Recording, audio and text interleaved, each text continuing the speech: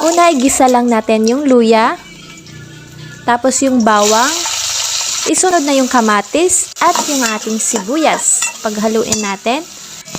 At paglalagay tayo ng karne ng baboy bilang ating pansahog, ilalagay din natin yung ating naluto na munggo at yung ating kalabasa. Ayan, haluin lang natin. Maglagay na tayo ng tubig at gagamit tayo ng ating Del Monte Quick and Easy Gata Mix na hinalo ko na sa tubig. Ayan, buhos lang natin yan. At saka natin takpan at pakuluan. Ayan, pag kumulo na, titimplahan natin ng asin, ng seasoning granules, at ilalagay na natin yung ating malunggay leaves.